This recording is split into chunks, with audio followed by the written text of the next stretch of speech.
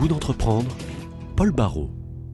Karine Marie est avec nous, chef de production et surtout cofondatrice avec son époux Jeff Marie de l'entreprise Le Bonheur est dans le pot. De quoi s'agit-il ? Eh bien, vous allez nous le rappeler. En une phrase, Le Bonheur est dans le pot. Le Bonheur est dans le pot, c'est une entreprise de plats cuisinés bio que nous distribuons en France et en Europe. Ah bien, très bien. Non, en une phrase, c'est souvent un jeu que je fais avec nos invités ici sur Radio Présence pour savoir si ils arrivent à très bien résumer leur activité. Nous venons de parler un peu de cette histoire et de l'évolution et des projets du Bonheur est dans le pot.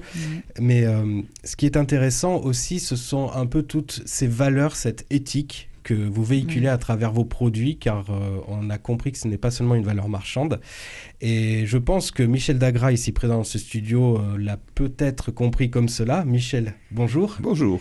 Pour rappeler à nos auditeurs qui vous êtes prêtre, théologien, vous assistez également le groupe des entrepreneurs et dirigeants chrétiens, ici en Haute-Garonne. Vous avez écouté le témoignage de Karine Marie, cette première partie d'émission, et vous voulez d'abord revenir pour parler d'éthique et de valeurs sur la valeur famille, une valeur qui vous est chère, surtout que là, la famille Marie est tout à fait liée, 100% liée avec son activité maintenant. Voilà, bonjour madame. Bonjour. C'est surtout un étonnement, une sorte d'étonnement de voir aujourd'hui une entreprise familiale qui prospère de la sorte, alors que nous avons l'image de l'entreprise familiale inscrite dans la tradition des décennies, pour ne pas dire des siècles précédents. Alors, une famille et une entreprise, des valeurs familiales, des valeurs d'entreprise. Une distinction qui est un peu sur la sellette aujourd'hui entre la vie privée et la vie, disons, professionnelle. Comment fédérez-vous tout cela ? Quelle est votre philosophie ? Y a-t-il tout simplement une philosophie commune de référence qui vous permette de brasser ces deux composantes de votre vie ? Oui, bien sûr, oui, une philosophie. Je dirais le premier mot qui me vient à l'esprit, quand même, malgré tout, c'est l'amour. L'amour de son travail et l'amour de ses proches. Voilà. Alors c'est vrai qu'en plus, je pourrais presque rajouter à votre question l'aspect de la vie de femme que je suis, parce que je suis aussi une maman. Voilà. Alors qu'est-ce qui s'est passé, comme pour répondre à votre question, c'est vrai que j'ai en effet ce goût d'entreprendre, ça c'est certain. Mais ça ne pouvait pas se passer au détriment de ma famille et au détriment de mes enfants. Donc, on a su, si vous voulez, et là, j'envoie quand même un clin d'œil à mon époux, dans le sens où c'est moi qui ai amorcé le terrain. On a su, et on sait encore aujourd'hui, organiser toute notre vie, et de famille et d'entreprise, pour arriver à ce que ça marche et pour arriver à contenter tout le monde par l'intermédiaire d'une organisation peu commune, c'est vrai, mais qui fonctionne. Voilà, donc par exemple, nos enfants ont suivi des cours par correspondance pendant des années, de façon à ce qu'ils puissent nous suivre sur nos déplacements professionnels, quotidiens ou à l'étranger. Ça leur a beaucoup plu. Et c'est ce qui leur a permis aussi d'ailleurs de mettre un pied dans l'entreprise, puisqu'ils étaient avec nous dès le plus jeune âge. Ils ont ensuite rejoint les bancs de l'école quand bon leur semblait. Ils ont chacun rejoint, enfin je parle des aînés, les bancs d'école au collège ou autre. Mais c'est vrai qu'on était en famille et qu'on est toujours en famille. Donc c'est vrai que ça leur a permis de comprendre notre quotidien aussi. De voir ce que nous vivions aussi, ce qui n'est pas forcément le cas aujourd'hui, parce que c'est vrai que les valeurs de l'entreprise, du travail et les valeurs familiales aujourd'hui sont un peu disséquées. La famille est disséquée d'entrée de jeu. Le système fait que, enfin ça ce sont vraiment mes convictions personnelles, mais le système fait qu'un enfant va très très vite et très très tôt à l'école, donc ou à la crèche ou chez la nounou, donc il ne voit pas vraiment quelles sont les problématiques et la vie de ses parents. On se retrouve le soir, on est un petit peu déconnecté. Moi il y a eu un tilt dans ma vie, qui a quand même été important, c'est de réaliser que, par exemple, les problèmes d'adolescence, on ne trouvait pas ces problèmes-là partout. En Afrique, par exemple, il n'y a pas de problème particulier au moment de l'adolescence, alors que chez nous, oui, on en fait des livres, on en fait des revues, on en fait beaucoup de choses. Parce que dans ces cultures-là, voilà, l'adolescent n'existe pas, en fait, il y a dans ces enfant et adulte. Absolument, dans ces cultures-là, on n'a pas, voilà, c'est une vie vraiment différente. Donc c'est vrai que on a réussi, enfin on arrive, si vous voulez, à mener les deux correctement et vraiment, je dirais bien, enfin avec une très bonne ambiance. parce que, en effet, on croit à ce qu'on fait beaucoup et on le fait depuis le départ en essayant de ne rien écorner. Voilà. Donc moi, personnellement, ma vie de maman, ma vie de femme de chef d'entreprise, les deux sont importantes. Je n'ai pas hésité et c'est pour ça que quelque part, j'envoie un clin d'œil à mon époux parce que, bon, au départ, il était un peu, comment on va aller chez le banquier avec un bébé au sein. Enfin, vous voyez ce que je veux dire, c'est des moments très concrets, ça, mais c'est des moments concrets, voilà. Oui, on voit que c'est quand même des situations assez exceptionnelles qui mettent l'accent sur cette cellule sociale qui est la famille, avec un accent très, très fort. Oui. Mais alors justement, cette ouverture sur l'extérieur, qui peut-être n'a pas été très simple pour les enfants, qui n'allaient pas à l'école, qui étaient en cours par correspondance. Est-ce que par rapport aux employés que vous avez qui ne sont pas de la famille, il y a là une ouverture interne en quelque sorte, dans l'entreprise, la famille et puis ce qui n'est pas tout à fait de la famille, ça se passe comment là? Quel est le statut affectif des employés dans votre entreprise?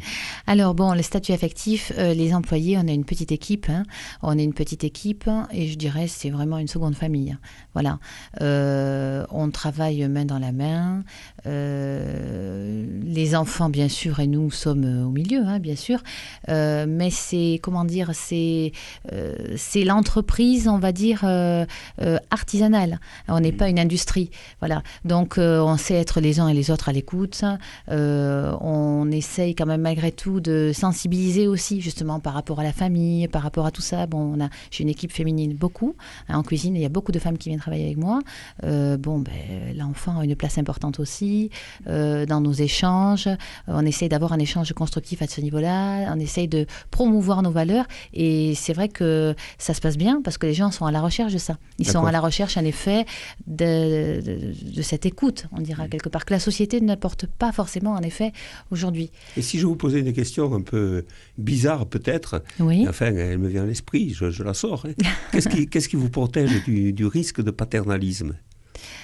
Écoutez, je pense quelque familiale, part... Oui, c'est une entreprise familiale, c'est vrai, mais la grande liberté et l'autonomie qu'on laisse à chacun. Parce que vous voyez, mes enfants, par exemple, ont suivi des cours par correspondance, mais ils ont été énormément ouverts sur le monde. Mon fils a fait le conservatoire en danse, il est diplômé, il a eu son prix de danse, ma fille en trompette aussi, enfin, ils ont eu des activités, ils ont eu une ouverture sur le monde bien différente. Et au niveau de nos employés, ma foi, ils ont une vie, enfin, je ne connais pas leur vie privée, parce qu'en tant que, je veux dire, je me dois de respecter leur vie privée, mais je pense que c'est pareil, voilà, ils ont une certaine liberté, une certaine autonomie dans le travail, malgré tout, on essaye au maximum, qui est justement maximum de liberté et d'autonomie dans la façon de faire. Voilà. On fait de la cuisine, c'est notre passion. On échange, voyez. Certaines viennent de cultures différentes. Je cuisine par exemple avec une dame qui est d'origine algérienne.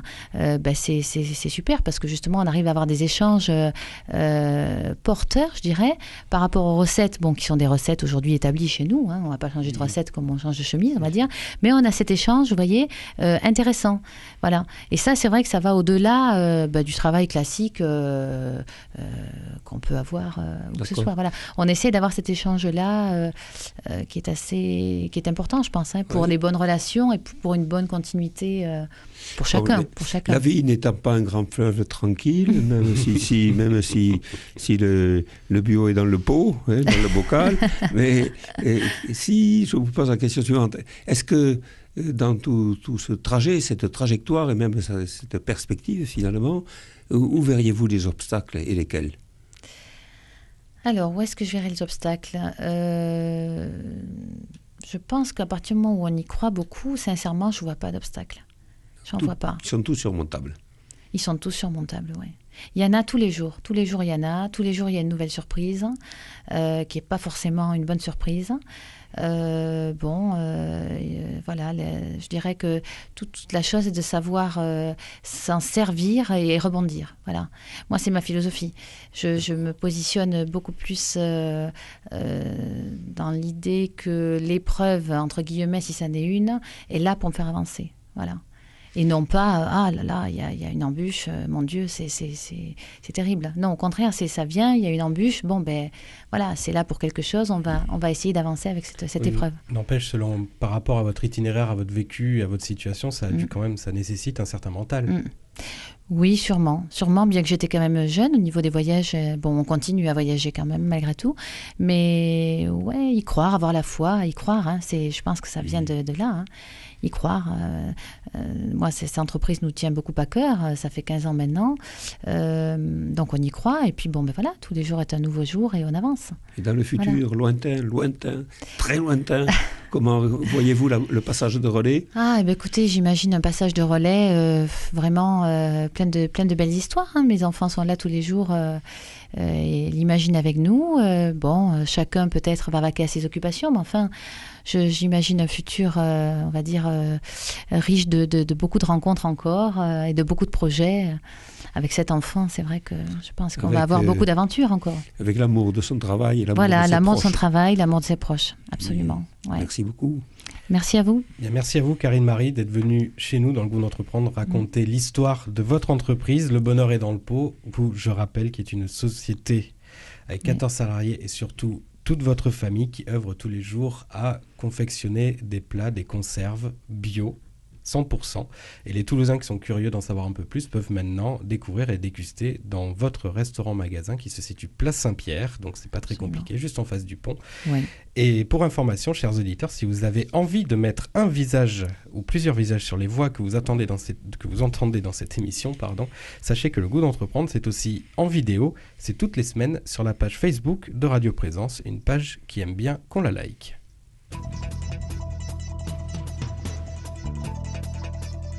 Retrouvez cette émission sur décideurenrégion.fr/midi-pyrénées.